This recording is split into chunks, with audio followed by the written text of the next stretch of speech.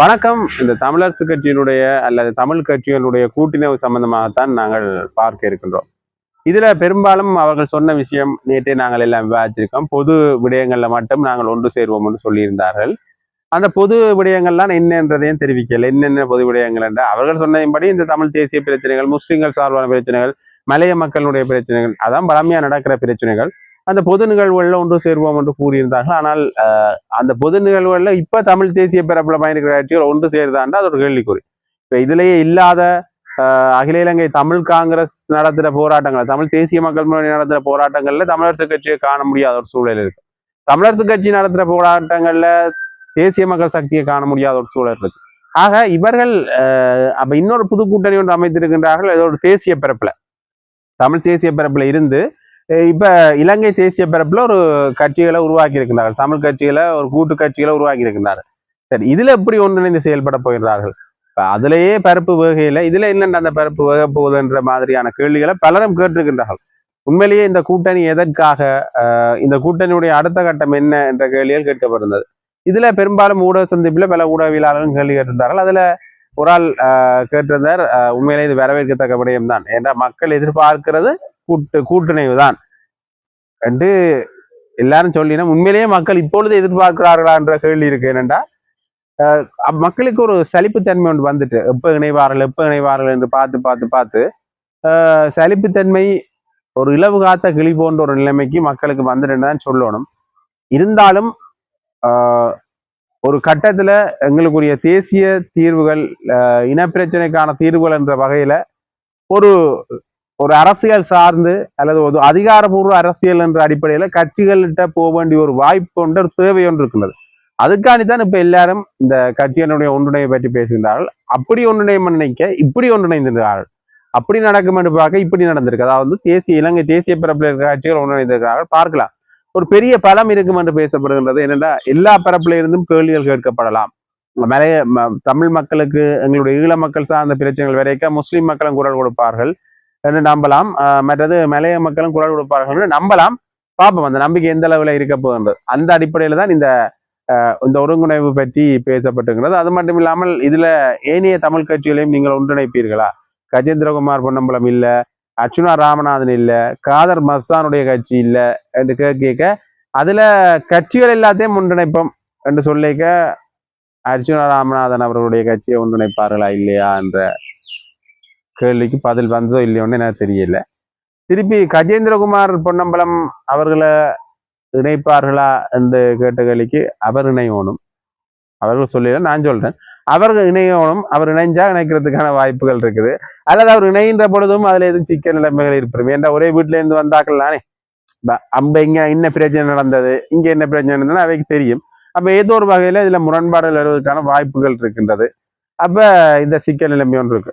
சரி, காதர் மஸ்தான் உள்ள பேச்சுக்கு ஆளும் கட்சியோட நிற்கிறார்கள், தேசிய மக்கள் சக்திக்கு ஆர்வா நிற்கிறார்கள், அதால் அவர்கள் நினைக்க மாட்டான். இதுல இருந்தாக்கள் முதல் ஆளுங்கட்சிக்கு ஆதரவா இல்லையா என்ன, அது வேறு ஆளுங்கட்சி. முதல் இருந்த ஆளுங்கட்சி, இப்ப இருக்கிற ஆளுங்கட்சி, இப்ப பெரும்பான்மை இருக்கிறபடியே இவையில கலட்டி விட்டாச்சு அப்படி என்று சொல்லலாம். அப்ப அதால இவர்களுடைய ஆதரவு தேவை என்று அவர்கள் நினைத்துக் கொண்டிருக்கிறார்கள். ஆனா உண்மையிலேயே இந்த கட்சிகளுடைய பெருமை அருமை தெரிந்தால் இவர்கள் இணைத்துக் கொள்ள மாட்டார் என்றும் சிலர் பேசிக் கொண்டிருக்கின்றார்கள். அப்படியாக இந்த கட்சி சார்ந்த விடயங்கள்ல ஒரு பெரிய குழப்ப நிலைமை ஒன்று இருக்கு. சரி, இந்த குழப்ப நிலைமை எப்படி இருக்கேக்க, ஒரு கடிதம் ஒன்று தமிழரசு கட்சிக்கு பறந்திருக்கின்றது. தமிழரசு கட்சி உறுப்பினர்களாலேயே அந்த கடிதம் பறந்திருக்கின்றது. ஏன்னாடா ஏற்கனவே இந்த கடிதம் நாங்கள் கொடுத்திருந்தோம், அதுக்கு பதில் இல்லை. என்ன கடிதம் என்று பார்த்தீங்கன்னா, இந்த தொகுதி கிளை உறுப்பினர்கள், காங்கிரஸ் துறை தொகுதி கிளை உறுப்பினர்களால ஒரு கடிதம் ஒன்று பதிவு செய்யப்பட்டிருக்கின்றது. என்னடா, இவர் ரெண்டு பேரும் சிவஞானம் ஸ்ரீதரன் மற்றும் சுமந்திரன் அவர்கள் பதவி விலக வேண்டும். அவர்கள் அந்த கடிதத்தில் பதில் தலைவர், பதில் செயலாளர், இந்த ரெண்டு பேரும் பதவி விலகணும் என்ற விஷயத்தை சொல்லியிருக்கிறேன். ஏன் பதவி விலகணும்டா, அந்த தொகுதிக்குள்ளே உள்ளூராட்சி சபை தேர்தல் வருகின்ற பொழுது அதில் சில குளறுபடிகள் நடந்திருக்கிறது. ஒன்றுக்கும் மேற்பட்ட வேட்புமனுக்களை தாக்கல் செய்திருக்காங்க. அது மட்டும் இல்லாமல் இன்னொரு விஷயத்தை நாங்கள் அதில் பார்க்கணும். என்னென்னு பார்த்தீங்கன்னா, போலி கையொப்பங்கள் இடப்பட்டிருக்கின்றன. பெரும்பாலும் இந்த உள்ளூராட்சி சபை தேர்தலில் இந்த நிராகரிக்கப்படாத வேட்புமனுக்கள் என்ற பட்டியலில் வந்து தமிழரசு கட்சியினுடைய அதுதான் அதிகமாக இருந்தது. நிராகரிக்கப்படாத வேட்புமனுக்கள் பற்றி, ஏன்னா மிச்சாக்கள் எல்லாம் நிராகரிக்கப்பட்டிருந்தது. அதுக்கு அவர்கள் ஒவ்வொரு காரணம் சொல்லியிருந்தார்கள். ஒரு சிலர் சொல்லியிருந்தார்கள் இப்பதான் இந்த பிறப்பு சான்றிதழ் சம்பந்தப்பட்ட விடயம் பேசப்பட்டிருந்தது என்று சிலர் கூறியிருந்தார்கள். அது முதல் நடந்த பழைய கதைகள். அதுல நிராகரிக்கப்படாத வேட்புமனுக்களை அதிகமாக கொண்டிருந்த தமிழரசு கட்சியினுடைய தமிழரசு கட்சியிலேயே இப்ப ஒன்றுக்கும் மேற்பட்ட வேட்புமனுக்கள் வந்திருக்கின்ற ஒரு விடயம். அப்படி வந்தாலே அது நிராகரிக்கப்பட்டதாக தான் அமையும். அது மட்டும் இல்லாமல் போலி கையொப்பம் என்றா இதற்காக இதெல்லாம் செய்யப்பட்டது என்ற அடிப்படையில் பார்க்கின்ற பொழுது தமிழரசு கட்சிக்கு அதாவது அங்க இருக்கிற செயலாளர், பதில் செயலாளர், பதில் தலைவர், அந்த இருவருக்கும் சாதகமான நபர்களை உள்ள கொண்டு வர்றதுக்காக இப்படி நடந்திருக்கலாம் என்ற அடிப்படையில ஒரு விமர்சனமாக பேசப்படுகின்றது. அதுல குறிப்பாக இந்த விடயத்துல இவர்கள் இருவருமே பதவி விலக வேண்டும் என்ற விஷயம் பேசப்படுகிறது. பதவி விலக சம்பந்தமாக பார்க்கின்ற பொழுது உங்களுக்கு தெரியும், ஏற்கனவே இந்த ஸ்ரீதரன் அவர்கள் இந்த கட்சியினுடைய தலைமை பதவிக்கான வேட்பாளராக நிற்கிறார். அவர் வெற்றி பெற்றார் என்று சொல்லப்பட்டிருந்தது. அதுல குளறுபடிகள் இருக்கின்றது என்ற காரணத்தால் அந்த கேஸ் இப்ப அந்த வழக்கு இப்பொழுது இருக்கின்றது திருவோணமலையில. அப்ப இப்படி அவர்களுடைய இந்த தலைமை பதவிகள் சம்பந்தமான விமர்சனங்கள் தொடர்ந்து இருக்கிற நேரத்துல இப்ப பதிலா இருக்கிறவர்களுமே பதவி விலகணும். அப்ப அவர்கள் சொல்றாங்க நாங்க பதிலா இல்லை, நாங்கள்லாம் தலைவர், நாங்கள்லாம் செயலாளர். ஏண்டாங்க ஜாப்ல பதில் என்ற ஒரு விஷயமே இல்லை என்று யார் சொல்கிறாருன்னா சிவஞானம், ஸ்ரீதரன், சுமந்திரன் சார்ந்தவர்கள் சொல்கின்றார்கள். ஜாப்ல பதில் இல்லை, அதால நாங்களும் பதில் இல்லை, நாங்கள் ஒரிஜினல் என்ற மாதிரி பேசுறாங்க.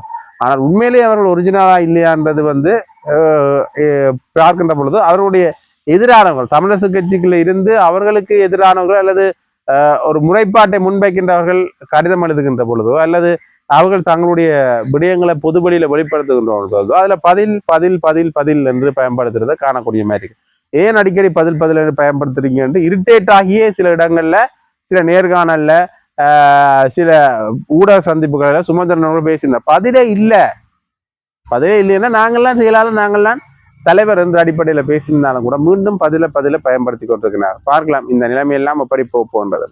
அது மட்டும் இல்லாமல் எங்களுடைய இந்த சிங்கள அதாவது தென்னிலங்கை பரப்பில் இருக்கின்ற சில விஷயங்கள் தொடர்பாக பார்க்கணும். இந்த சிறைச்சாலை மோதல் சம்பவம் பெரிய அளவிலான அதிர்வலைகளை ஏற்படுத்தியிருந்தது. அதுல இன்னும் 2 சிறை அதிகாரிகள் இறந்திருக்கின்றார்கள், சிகிச்சை பலனின்றி உயிரிழந்திருக்கின்றார்கள். பார்க்கலாம் அதுல என்ன நிலைப்பாடெல்லாம் அடுத்த கட்டமாக செய்ய போன்றார்கள் என்று. 75 பேர் கைது செய்யப்பட்டிருக்கின்றார்கள் என்ற விடயம் பேசப்பட்டிருந்தது.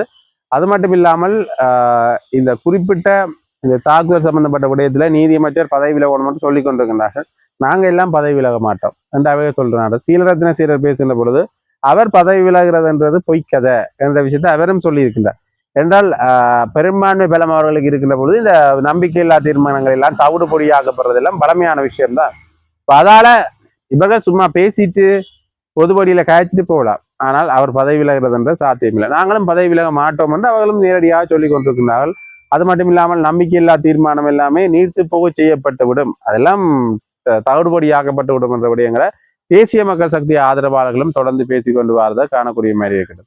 ஆக இது இவ்வாறு இருக்க இன்னொரு வகையில நாங்கள் பார்க்கின்ற பொழுது இன்னொரு முக்கியமான விஷயம், இந்த நாமலும் ரணிலும் சேர்ந்து சந்தித்தார்கள். அப்ப அவர்கள் என்ன சேர்ந்து ஆட்சி அமைக்க போறார்கள், சேர்ந்து சாப்பிட்டார்கள், சேர்ந்து ஆட்சி அமைக்க போன்றார்கள், சேர்ந்து டீ குடித்தார்கள், சேர்ந்து ஆட்சி அமைக்க போன்றார்கள் என்ற வசனத்தை நாங்கள் வழமையா பேசுறது பழமை. ஏனென்றா அவள் எங்கேயாவது ஃபங்க்ஷன்ல சந்திக்க ஒரு போட்டோ கிளிக் கொண்டு எடுத்தா என்ன ரகசியம் கட்டித்தார் என்று யூடியூப் தமிழ்ல வைக்கிறது. என்ன நாங்கள் மாத்தான் வைக்க போறோம், அதுக்கான தான் சொல்றோம். யூடியூப் தமிழ்ல வைக்கிறது, அது சம்பந்தமா பேசுறது பழமையான ஒரு விஷயம். அதே மாதிரி ஒரு ஃபங்க்ஷன் ஒன்றுல நாமல் ராஜபக்சவும் எங்களுடைய ரணில் விக்ரம்சிங் அவர்களும் எங்களுடைய அது போற போக்குல வந்து நீங்க நினைக்கிறே இல்லை, அப்புறம் எங்களுடைய என்ன நாங்கள் ரணில் விக்ரம்சிங்குக்கு ஆதரவாளர்கள் என்று ரணில் விக்ரம்சிங் அவர்களும் சந்தித்து காய்த்திருக்கின்றார்கள். அந்த புகைப்படத்துல வந்து ரணில் விக்ரம்சிங்கர் நாமளுக்கு ஏதோ சொல்ற போன்ற ஒரு விஷயம் இருக்கு. அதை என்ன ரகசியம் சொன்னார் என்ற அடிப்படையில பேசப்படுது. ஏற்கனவே ஐக்கிய தேசிய கட்சி தேசிய மக்கள் சக்தியினுடைய இணைவு தொடர்பாக பேசப்பட்டு அது வளமையா பேசப்படக்கூடிய பேசினாலும் பயனில்லை என்ற அளவுக்கு அதை பேசிக்கொண்டே இருப்போம் என்ற அளவுக்கு தான் போய்கொண்டிருக்கு. ஒரு எதிர்கட்சியினுடைய பலமான கூட்டம் தேவைப்படுற ஒரு விஷயம், அதை இவர்கள் செய்வார்களா என்ற கேள்வியோடு தான் இன்றைய செய்தியும் பிரிகின்றது. நன்றி.